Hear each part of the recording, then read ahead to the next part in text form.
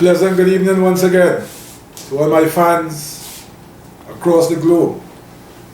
I, Imo Bakari, your psychologist and life coach, is back again.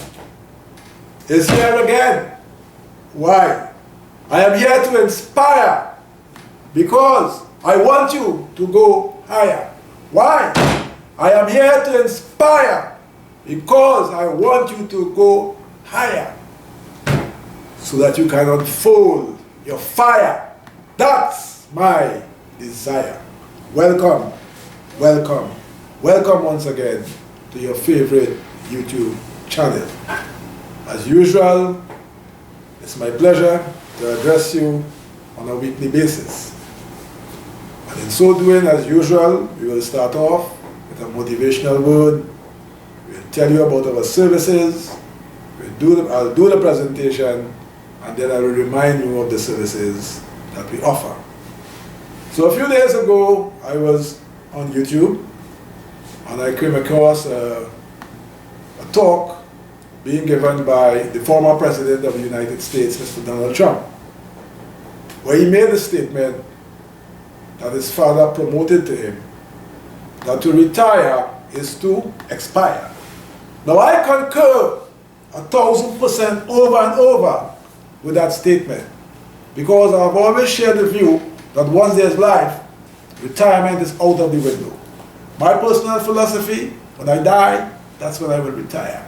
But once I'm alive, once there are no impediments physically and mentally, I will be actively involved in this gift that is called life. So I am bringing this motivational word in referencing Mr. Trump, that it's a most pertinent comment, that to retire is to expire. And he shared a story. He said his father always told him that. And he saw a colleague of his who was 65 years at the time, who was forced to retire. And in 1 year time, that gentleman, according to Mr. Donald Trump, grew very old. So if we're using that as an example, I'm saying that to retire is to expire. But I'm very concerned about a philosophy that I've noticed among Caribbean people. Of course, not all. But there are many young women, 30 years in the Caribbean, who are worried, especially if they have not become pregnant as yet, and stated that they are getting old. Of course, when people ask you your age, is always if you are 5 years old, 55 years old, or 95 years old. So in fact, we are always getting old. Every day that we survive, we grow older. But if you are 30 years and you are considering yourself as getting old and concerned, I think there is something wrong about that. That is prime time. And it's time to continue, jamming still, as Maximus Prime said in one of his songs, you're jamming still. So at 30, at 35, 55, 65, if there is help, you've got to be jamming still. The great late Lord Nelson, 85, 89, and could still belt a good wine at 89. He rips off his jacket, and when the music, when he gets into the groove, he is still very good in terms of doing his do on stage. So I'm saying to you, take that statement very seriously. To retire is to expire. But that will be a disservice to the gift of life. As I said before, once there are no impediments, live as vigorously as you can until such time when you can no longer sing, when you can no longer say amen, until the chapter has finally closed.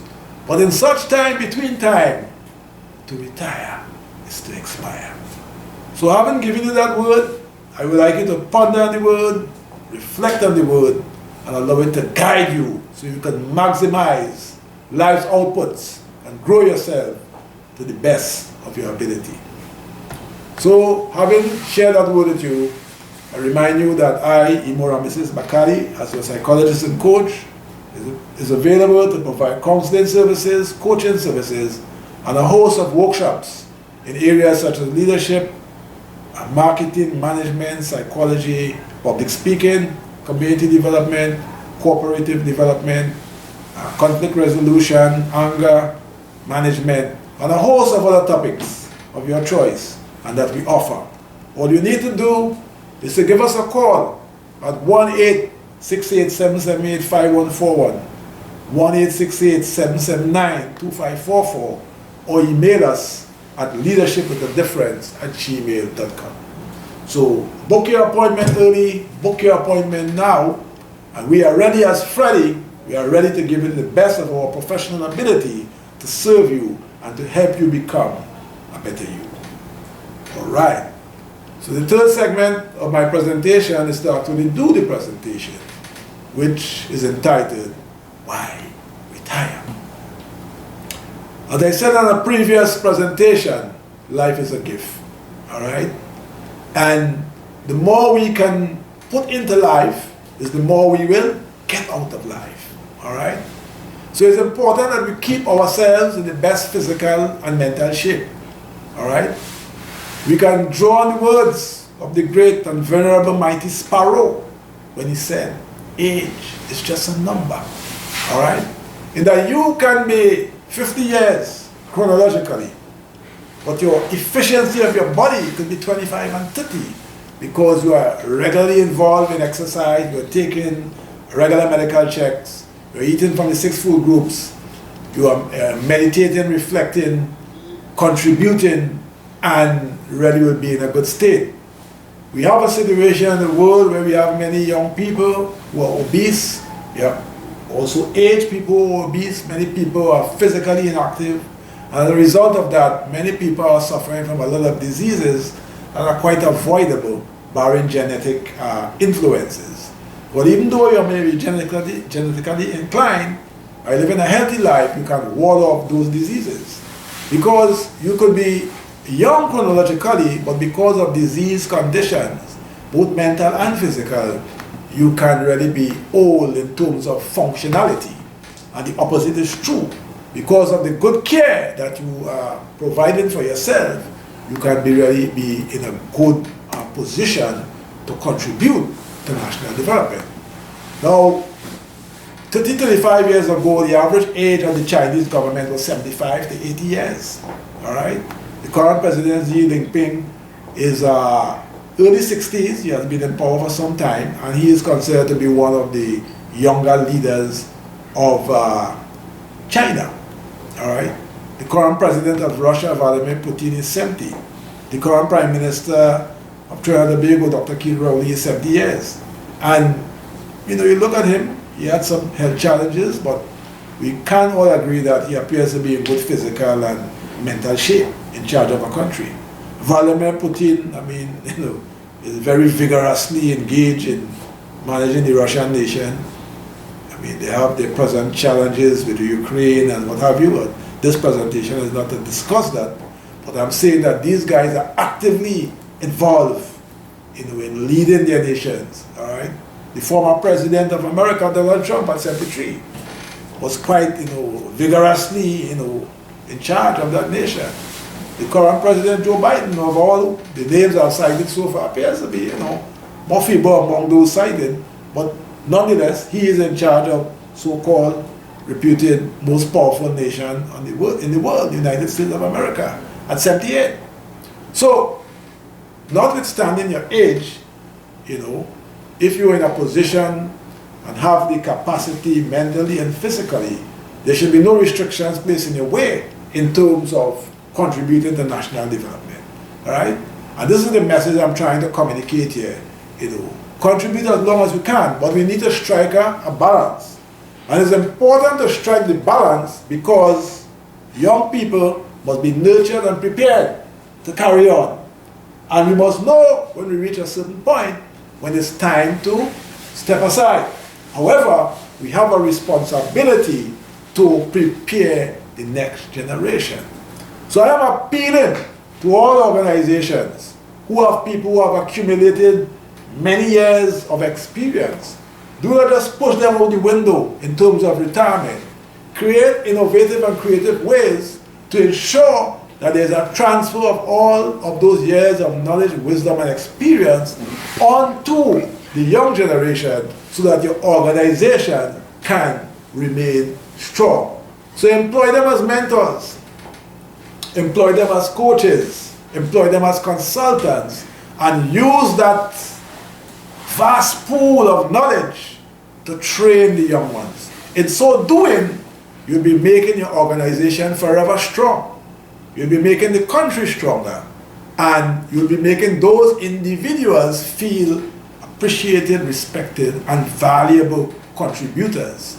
Because many persons who have made the error of tying their importance to a job, when they have to retire, sometimes they are devastated psychologically, because a job is not a job. A job has meaning in terms of your psychological self, in terms of your economic self, your social self, and all of that. So if you did not calibrate yourself in a way to know that your self-worth and value must be outside of any kind of attachment, you must know that you are a worthy person. And just being a child of God blessed with talent should make you know that you are worthy, another position or a job to make you feel that way. But the fact is, many people are affected in that way. And organizations can certainly help by, tapping into it and making them feel still in the mix. It is also very important that as you age, that you keep active.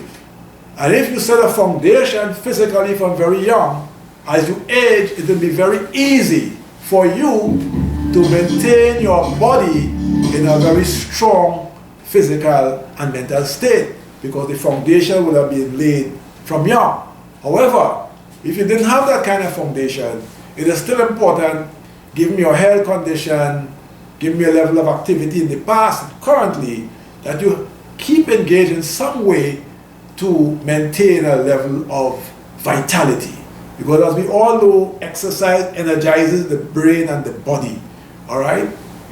So walking is free. And I'm saying just do it. Running is free if you can. Just do it. Going to the gym if you can. Just do it. You may have to pay. Or you may have a home gym or some loose weights that you can use. Just do it. All right? Stretching is free. Just do it. Bending is free. Whether it's in your garden, whether it's in a physical workout program, the more you can move, just do it. Do not just, if you have a car, just for everything under the sun that you will drive from point A to point B, even though it's a minute or 2 minutes, you will use your car. Take a walk. Walk in the wild and enjoy the beauty of nature. It has proven that it calms the body, it releases stress, lowers blood pressure. So all of these things are things that we can do. They are free, and we should utilize it in terms of keeping ourselves physically and mentally agile. It has been reported that to ward off Alzheimer's disease, keeping yourself constantly intellectually engaged in terms of activities, projects, academic stuff, intellectual stuff, certainly can help. So reading at any point of your life is important. Exercising at any point of your life is important. Taking medical checks is important at any age of your life, because at the end of the day, preservation of life, keeping it in its optimum state, will allow you to contribute in a very powerful way. Another example to draw on, a few years ago before his passing, Mr. Anthony Sabda was the chairman of the Answer Makal Group, a conglomerate organization. And at 83, he was jamming still as the chairman of that organization. I remember a few years ago, about 20 years ago to be exact, my brother had brought a company, Gilmore, and the guy who we bought the company from was about 75 years. And he was a very lucid, intellectual person, and I was amazed of his mental agility.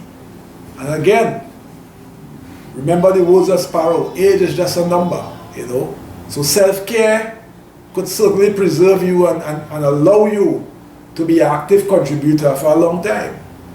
I remember a former General Secretary of the Oilfield Workers Trade Union, I think Mr. Colville Blades was his name.